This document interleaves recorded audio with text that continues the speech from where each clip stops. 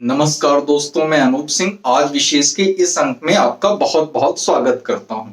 आज हम बात करने जा रहे हैं संसद में नरेंद्र मोदी के भाषण पर, जो संविधान की चर्चा के दौरान उन्होंने दिया, जिस चर्चा की मांग जो है विपक्षी पार्टियों ने और कांग्रेस ने की थी।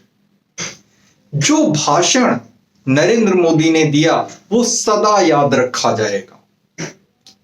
किसी नेता का संविधान पर इतना अद्यतन ज्ञान और संविधान बनने से लेकर के आज तक की यात्रा पर जो भी संविधान में संशोधन हुए उसका इतना अद्यतन ज्ञान और संविधान की स्पिरिट, जो उसकी भावना है, उसके प्रति इतना आदर, ये बिरले ही किसी नेता में देखने को मिल सकता है।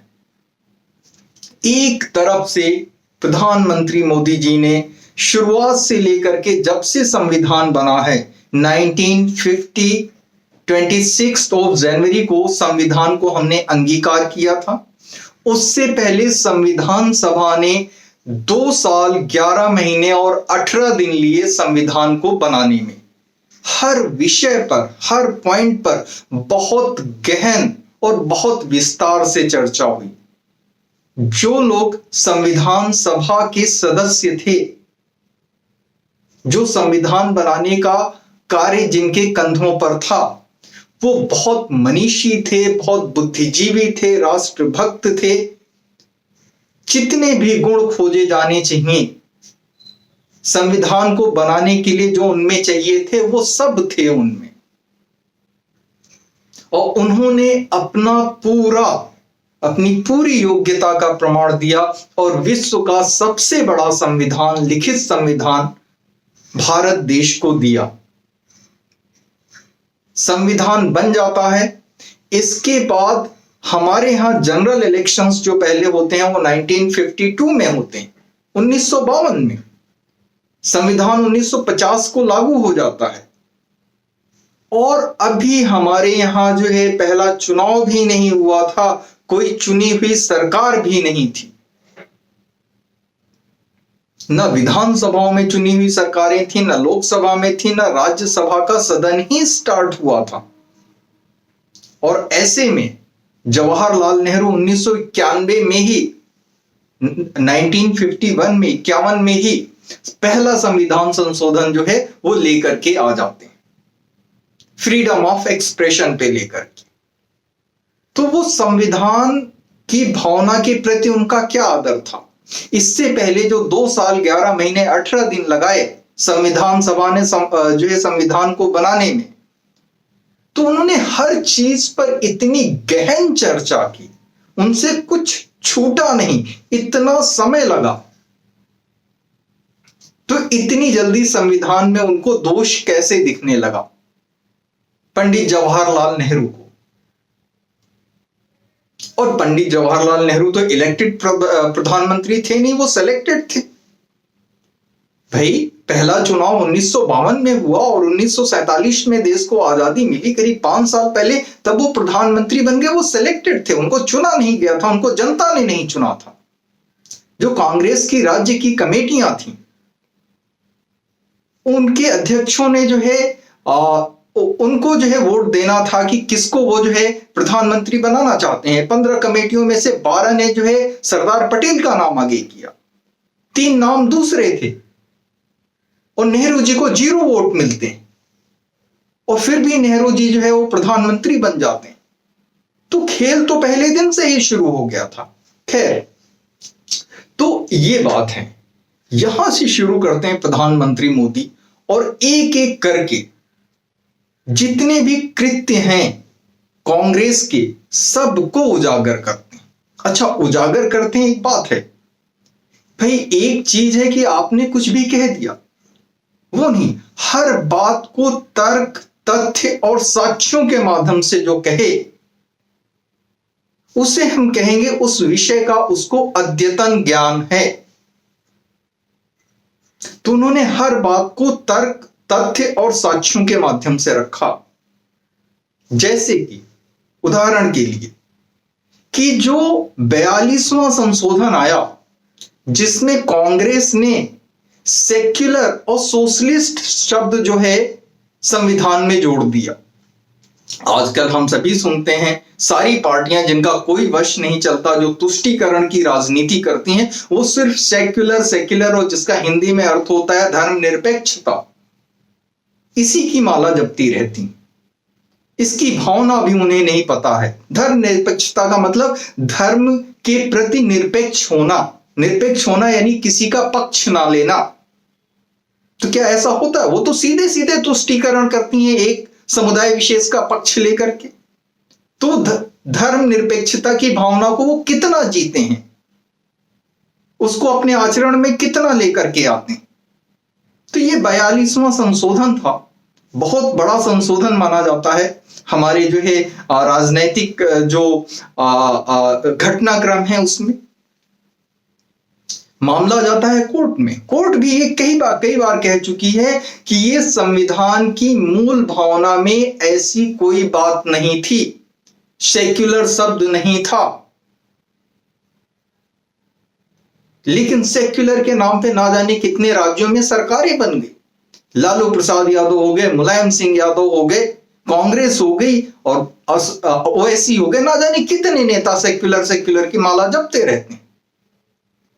तो इस तरीके से जो हमारे विद्वत जन थे, जिन्होंने संविधान सभा में बैठकर इतना समय लिया और संविधान बनाया, ये एक तरीके से उनकी योग्यता का, उनके राष्ट्र के प्रति समर्पण का भी एक तरीके से अपमान है कि जो उन्होंने, अरे संशोधन बेहतरी के लिए होता है, आप उसकी मूल भावना को नहीं बदल सकते हैं।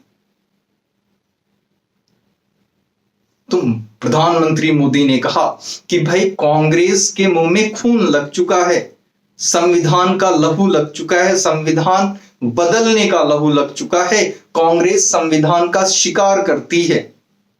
और इसका बीज बोया था नेहरू ने, और इसके बाद इसमें खाद पानी डाला इंदिरा गांधी ने।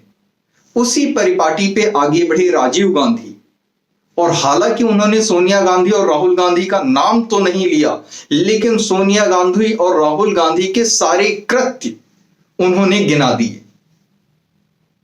कि कैसे राहुल गांधी ने, जो कैबिनेट में एक प्रस्ताव पास होता है और जो पारित होता है, उसको मीडिया के सामने फाड़ देते हैं। संविधान का इतना बड़ा अपमान क्या हो सकता है, इससे बड़ा अपमान क्या हो सकता है। कैसे सोनिया गांधी बिना किसी तरीके का शपथ लिए हुए सरकार, पीएम और पीएमओ से ऊपर का भी एक पद हासिल कर सकती हैं, नेशनल एडवाइजरी कमेटी का। तो उन्होंने आदि से लेके अंत तक, from start to till date, एक एक चीज का खाका खोल के रख दिया।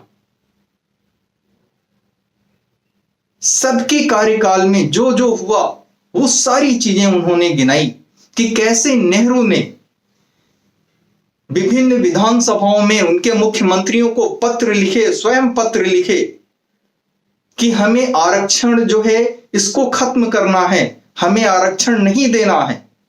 एक तरफ तो ये बात थी, और साथ में ये भी बात थी कि धर्म के नाम पर आरक्षण देने का ये एक रास्ता ढूंढते रहे कि सभी कांग्रेसी, इनके जितने भी नेता हुए, जबकि ये बात संविधान सभा के समक्ष भी थी, लेकिन उनको लगता था कि अगर जो धर्म के नाम पर हम आरक्षण देंगे तो ये हमारी देश की राष्ट्रीय एकता और अखंडता के लिए आगे चल के खतरा बनेगा। बल्कि वो तो ये चाहते थे कि पूरे देश में यूनिफॉर्म सिविल कोड होना चाहिए, समान नागरिक संहिता होनी चाहिए, सभी नागरिक को समान माना जाना चाहिए, सभी के लिए कानून समान होना चाहिए, सभी के लिए हक समान होना चाहिए। लेकिन फिर ये पर्सनल लॉ बोर्ड भी जो है इस किसी को पसंद नहीं। कोई भी देशभक्ति से कैसे पसंद कर सकता है कि किसी के लिए एक अलग व्यवस्था कर दी जाए कि तुम अपना कानून अपने हिसाब से चलाओ और देखो। समाप्त कर दिया जाना चाहिए था इसे, लेकिन नहीं समाप्त किया गया।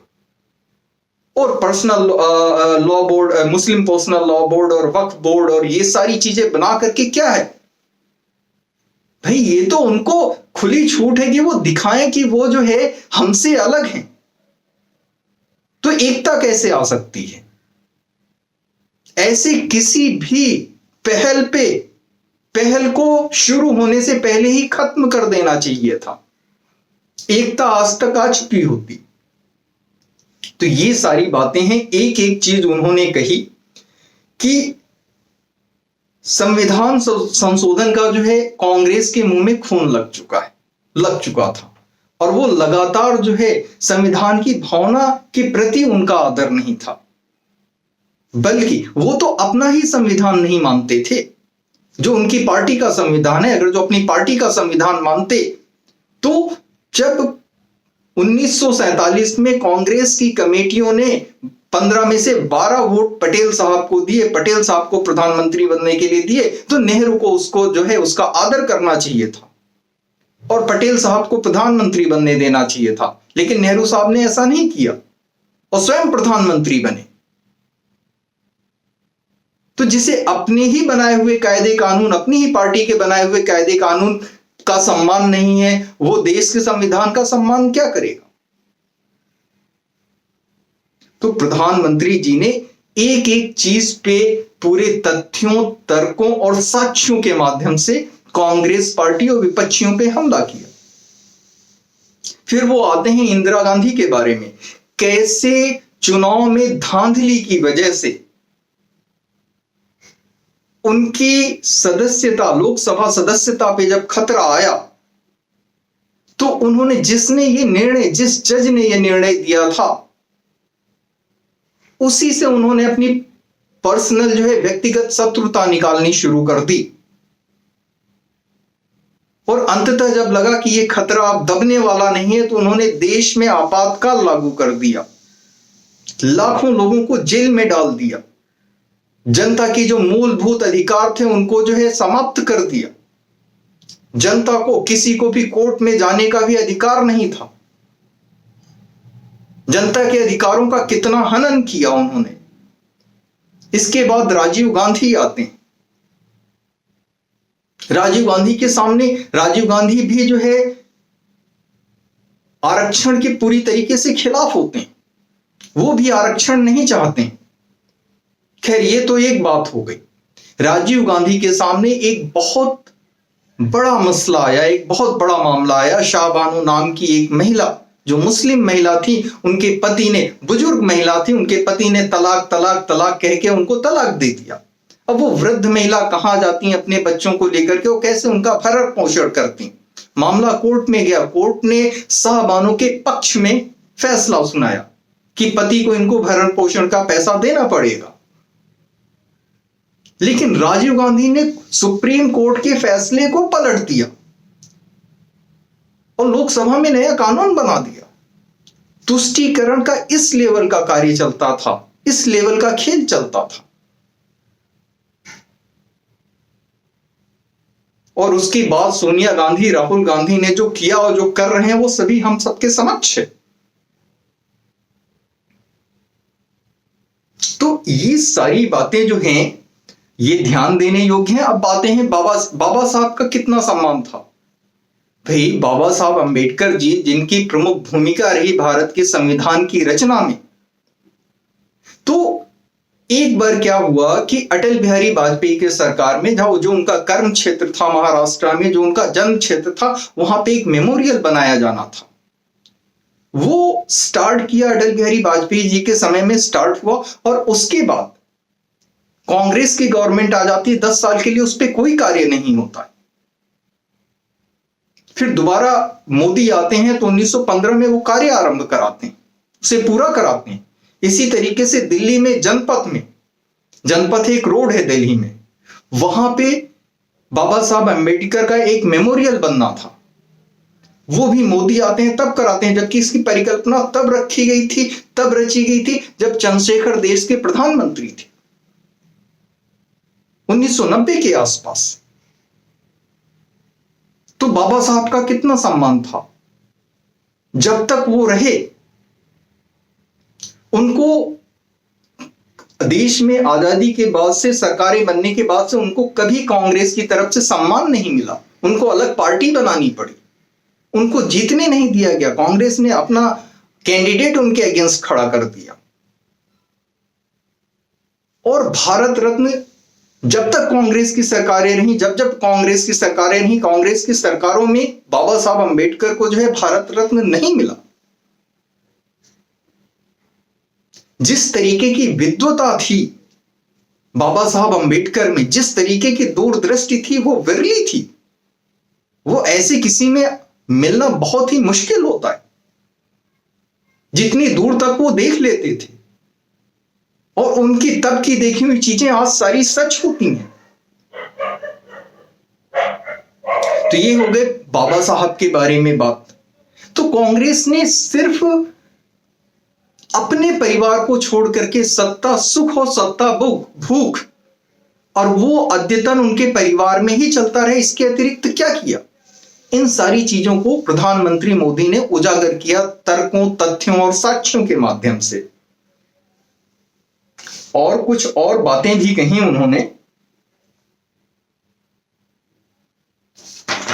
खैर, तो मोदी का यह कहना था कि भाई संविधान संशोधन तो हमने भी किए, लेकिन हमारे संविधान संशोधन की मंशा अपनी पार्टी को मजबूत करना नहीं था, किसी तरीके का तुष्टीकरण करना नहीं था।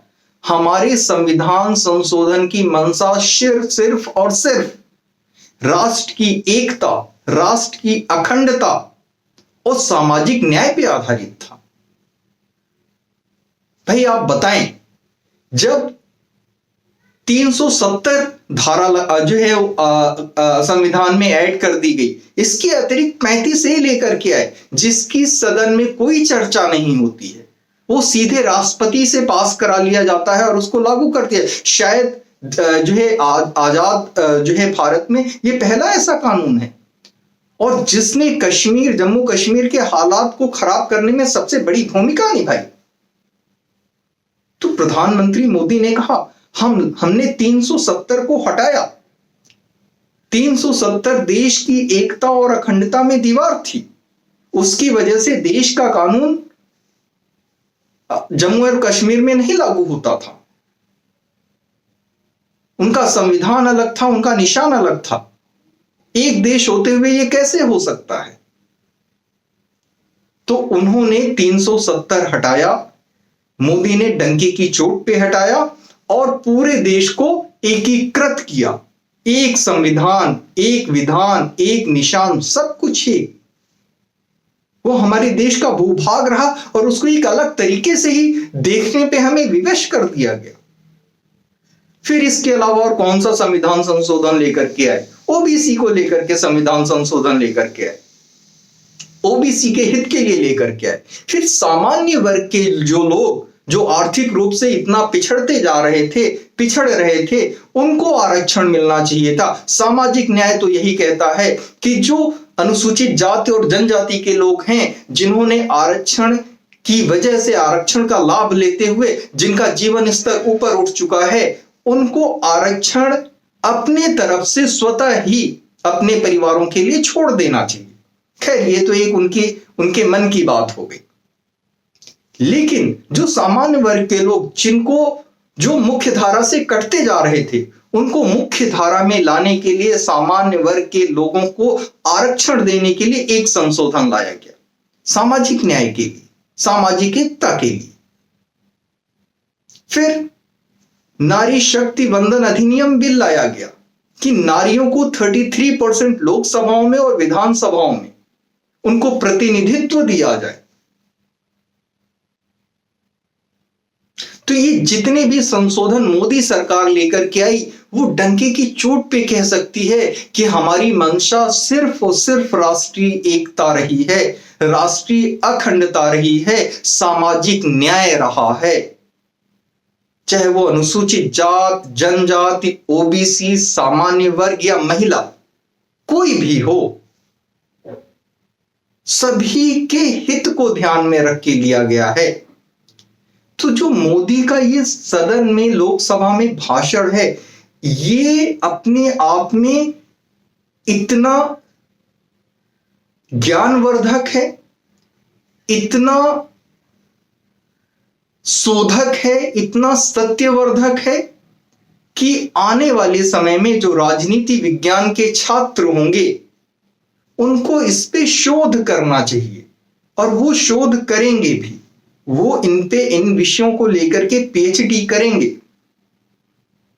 कि हमारी ये जो लोकतंत्र की यात्रा रही है, जो संवैधानिक यात्रा रही है, वो किन किन पड़ावों से होके गुजरी है, किस किस दल ने किस किस तरीके के जो है इसके संवर्धन में या इसको क्षति पहुंचाने के लिए क्या क्या कार्य किए हैं।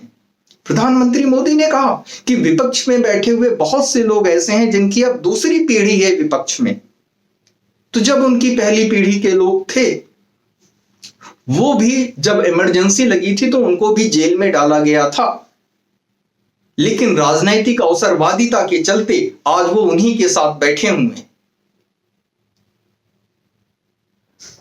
तो ये सारी चीजें मुक्त कंठ से निकलती हैं, इन्हें कोई ट्यूटर नहीं कर सकता है। जैसे कि 2 दिन की चर्चा थी, उसमें प्रियंका गांधी भी बोली और राहुल गांधी भी बोले, ऐसा लगा वो ट्यूटर्ड थे। या फटाफट पेपर देने जाना है तो सिर्फ 2-4 मेन पॉइंट्स पे एक नजर दौड़ा ली और बोल दिया। लेकिन जिसने अपना पूरा जीवन समर्पित कर रखा हो राष्ट्र को, राष्ट्र में हो रहे घटनाक्रमों पर उसकी पैनी नजर हो, तो उसको सब कुछ कंठस्थ रहता है। उसे किसी नोट की आवश्यकता नहीं, नोट्स की आवश्यकता नहीं पड़ती है। ये स्वस्फूर्त होता है, मुक्त कंठ से निकलता है। तो अगर जो संक्षेप में कहा जाए तो प्रधानमंत्री मोदी का लोकसभा में संविधान की चर्चा पे जो भाषण है, जो 75 वर्ष पूरे होने पर दिया गया है, वो अपने आप में एक बहुत ही विशिष्ट और विशिष्ट में से भी एक भाषण है, जो हमेशा जब भी संविधान की बात आएगी जिसे हमेशा याद किया जाएगा। आज के अंक में इतना ही। कृपया चैनल को लाइक करें, शेयर करें और सब्सक्राइब अवश्य करें। YouTube पर मेरी यात्रा नहीं है, कृपया सब्सक्राइब अवश्य करें। धन्यवाद, मिलते हैं फिर अगले अंक में।